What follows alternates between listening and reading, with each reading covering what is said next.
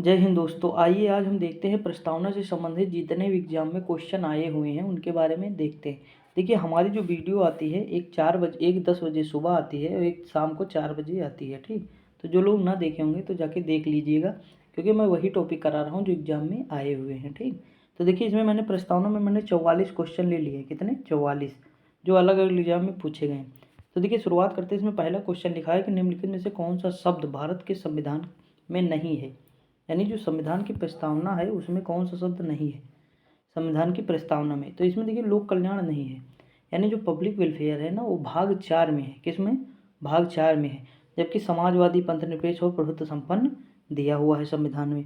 आगे बढ़ते हैं। अगला है कि भारतीय संविधान की प्रस्तावना के सिलसिले में निम्नलिखित में से कौन सा क्रम सही है। तो देखिए मैं एक ट्रिक बता दे रहा हूँ, yes yes yes D R. ठीक, ये देखिए एक मतलब, अब इसमें देखिए इंग्लिश वर्ड है तो देखिए थोड़ा ध्यान दीजिए। देखिए इसका मतलब होता है सोरेन, यानी प्रभुत्व संपन्न। प्रभु संपन्न मतलब होता है कि हमारी आंतरिक और बाह्य निर्णय लेने के लिए हम स्वतंत्र हैं। ठीक, और सोशलिस्ट यानी समाजवादी की बात करता, यानी समाज का कल्याण की बात करता है। और सोशलिस्ट यानी सेकुलर, सॉरी तीसरे का है सेकुलर, यानी धर्मनिरपेक्ष। कोई भी धर्म अपनाए, मतलब कोई भी इंसान कोई भी धर्म अपनाए, मतलब राज्य उसमें हस्तक्षेप नहीं करेगा। डी मतलब डेमोक्रेटिक होता है, यानी लोकतांत्रिक है। आगे है कि आर मतलब रिपब्लिक होता है, यानी गणराज्य। जो हमारा हेड ऑफ नेशन होता है ना वो इलेक्टेड होता है। क्या होता है? इलेक्टेड होता है। तो बस यही है। अब देखिए इसमें पहले है संप्रभुत्व संपन्न, यानी सर्वोच्च मतलब प्रभुत्व संपन्न, सर्वप्रभु संपन्न। और दूसरे पर है समाजवादी, तीसरे पर है धर्मनिरपेक्ष, चौथे पर है डेमोक्रेटिक और पांचवें पर है रिपब्लिक। ठीक, जैसे हम भारत के लोग भारत को एक संपूर्ण प्रभुत्व संपन्न, समाजवादी, पंथनिरपेक्ष, लोकतांत्रिक गणराज्य बनाने के लिए तथा उसके सभी नागरिकों को सामाजिक, आर्थिक, राजनीतिक न्याय दिलाने के लिए। ठीक, तो इस तरह मतलब प्रस्तावना है, जाके पढ़ लीजिएगा। तो यहाँ में क्वेश्चन सही करना। तो देखिए दूसरे नंबर जो क्वेश्चन, दूसरा जो दिया आंसर, वो क्या दिया है? संपूर्ण संपन्न, समाजवादी, धर्मनिरपेक्ष, लोकतांत्रिक और गणतंत्र। यानी ऑप्शन नंबर इसका जो है बी है वही सही दिया है। ठीक, बाकी सारे गलत है। आगे बढ़ते हैं। अगला है 42वां संविधान संशोधन 1976 द्वारा प्रस्तावना में कौन सा शब्द नहीं जोड़ा गया। यानी इसमें कौन सा ऐसा शब्द है जो नहीं जोड़ा गया। तो इसमें गुट निरपेक्ष नहीं जोड़ा गया। देखिए धर्मनिरपेक्ष, समाजवादी, एकता, अखंडता जोड़ा गया, लेकिन गुट निरपेक्ष नहीं जोड़ा गया। और दूसरा जो चौथा क्वेश्चन है इसमें यही दिया है कि जो ऊपर के मतलब जोड़े गए हैं वो कौन, मतलब जैसे धर्मनिरपेक्ष, समाजवादी और अखंडता जो शब्द जोड़े गए हैं उसमें कौन सा सही है। तो 1976 द्वारा जोड़े गए। किसके द्वारा? 1976। आगे बढ़ते। अगला है कि भारतीय संविधान ने किस प्रकार के लोकतंत्र को अपनाया। तो देखिए जो लोकतंत्र हमारा है ना वो हमारा लोकतांत्रिक गणराज्य है। क्या है? गणतंत्र है। देखिए राजतंत्र है नहीं, वंशानुगत है नहीं और राजतंत्र है नहीं। ठीक, तो हमारा कौन सा है? लोकतांत्रिक गणतंत्र है। आगे बढ़ते हैं। अगला है कि भारतीय संविधान की प्रस्तावना के अनुसार भारत के शासन की सर्वोच्च सत्ता किसमें है। तो देखिए भारत की जो सर्वोच्च सत्ता है ना वो हमारी जनता में है। किसमें है? जनता में। आगे बढ़ते। अगला है कि 42वें संविधान संशोधन द्वारा प्रस्तावना में निम्नलिखित में से कौन सा शब्द जोड़ा गया।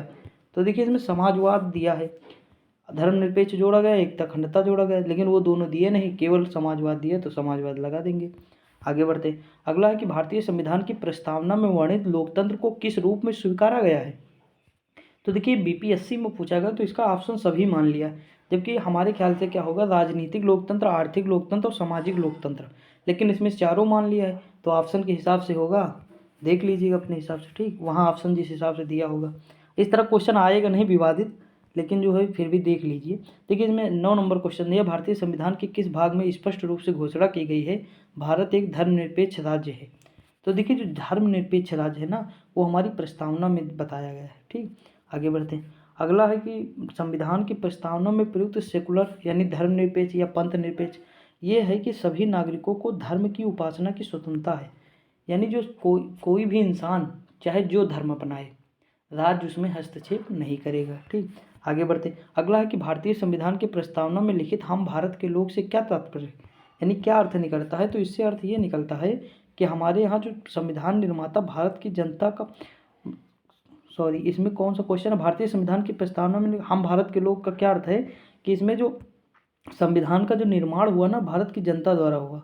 किसके द्वारा हुआ? जनता के द्वारा हुआ। ऑप्शन नंबर इसमें जो है सी हो जाएगा। क्या हो जाएगा? ऑप्शन नंबर सी हो जाएगा। आगे बढ़ते हैं। अगला है कि समाजवाद का अर्थ क्या है। तो समाजवाद का अर्थ है कि सामाजिक न्याय। आगे बढ़ते हैं। अगला है कि भारतीय संविधान में समवर्ती सूची किसके संविधान से ली गई? तो ऑस्ट्रेलिया के संविधान से समवर्ती सूची ली गई है।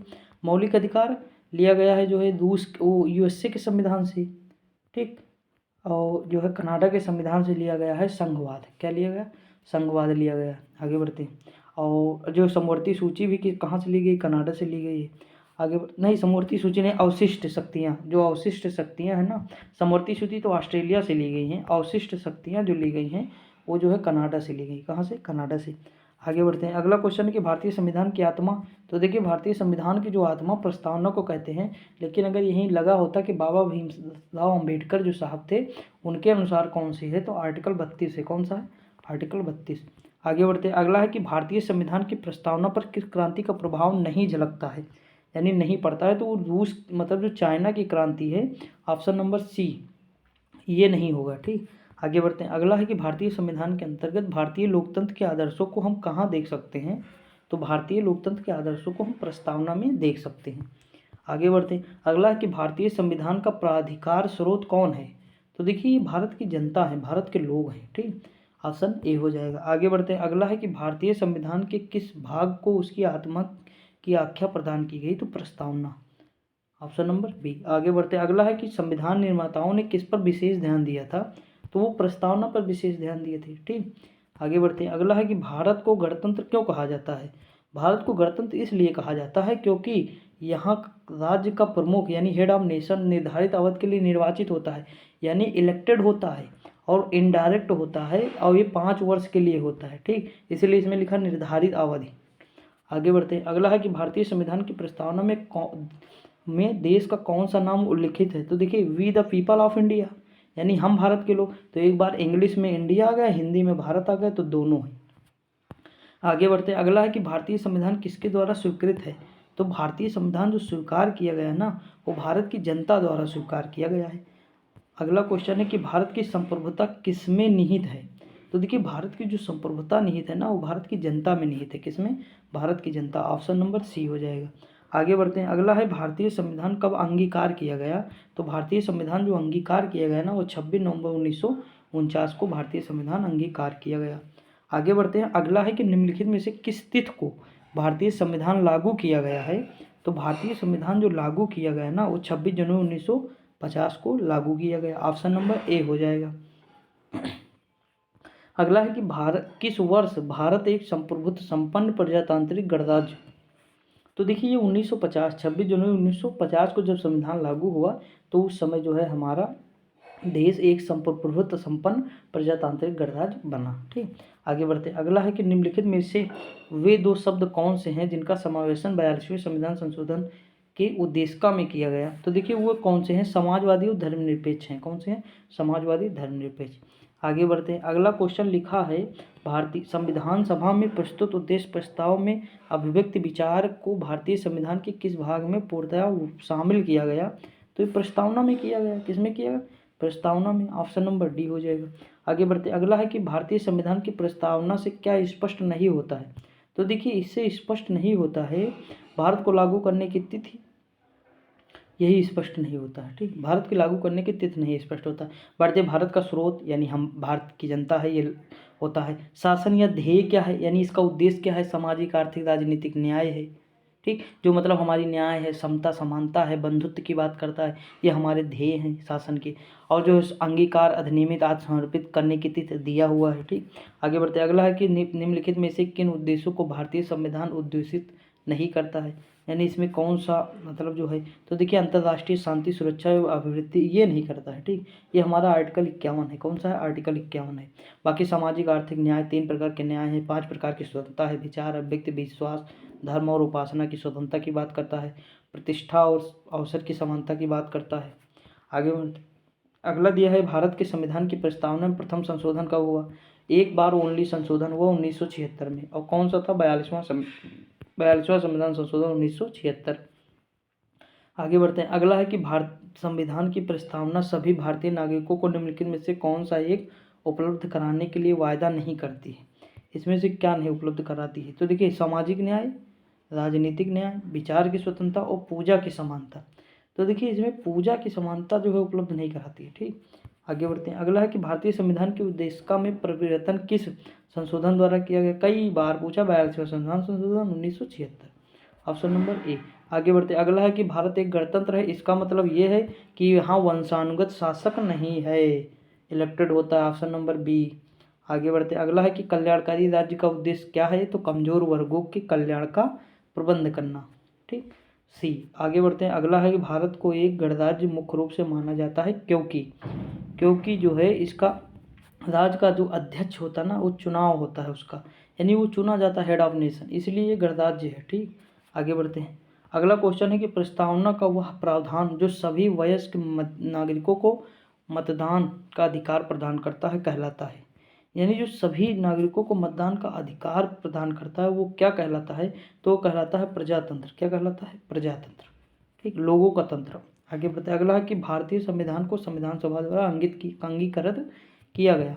तो देखिए 26 नवंबर 1949 को अंगीकृत किया गया। ठीक, ऑप्शन नंबर बी हो जाएगा। आगे बढ़ते हैं। अगला क्वेश्चन दिया है कि भारत का संविधान पूर्ण रूप से तैयार हुआ? तो 26 नवंबर 1949 को पूर्ण हुआ। ठीक, ऑप्शन नंबर सी हो जाएगा।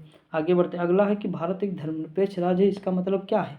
इसका मतलब ये है कि किसी निश्चित धर्म का समर्थन नहीं करता भारतीय राज्य किसी निश्चित धर्म का समर्थन नहीं करता है। आगे बढ़ते हैं। अगला है कि धर्मनिरपेक्षता का अर्थ है? तो देखिए धर्मनिरपेक्षता का क्या अर्थ है? राज्य सरकार द्वारा किसी धर्म को स्वीकार नहीं करना। ठीक, तो इसका ऑप्शन ए हो जाएगा, यानी स्वीकार नहीं करता है, सही है। आगे बढ़ते हैं। गणतंत्र होता है, क्या होता है? जो मतलब यहाँ का जो हेड ऑफ नेशन होता है, देखिए यहाँ लिखा है राज्य जहाँ अध्यक्ष वंशानुगत ना हो, यानी वंशानुगत ना हो ब्रिटेन की तरह, हेड ऑफ नेशन चुना जाता है। हमारे यहाँ 5 साल में चुनाव होता है राष्ट्रपति का। आगे बढ़ते हैं। अगला है कि भारत की संप्रभुता, एकता, अखंडता को अक्षुण्ण बनाए रखने के लिए तथा उसकी रक्षा करने का प्रावधान किया गया है? ये प्रस्तावना में किया गया है। ठीक, आगे बढ़ते हैं। लास्ट क्वेश्चन है हमारा, भारतीय संविधान की प्रस्तावना में जिन आदर्शों एवं उद्देश्यों की रूपरेखा दी गई है उनकी आगे व्याख्या की गई है। देखिए किसमें की गई है, जो मतलब दिया, तो मूल अधिकार, राजनीतिक तत्व और मूल कर्तव्यों में व्याख्या की गई है। ठीक, तो आई होप आपको ये वीडियो पसंद आई होगी। अगर वीडियो पसंद आई हो तो लाइक शेयर कर दीजिएगा। मिलते हैं अगली वीडियो में, तब तक के लिए जय हिंद।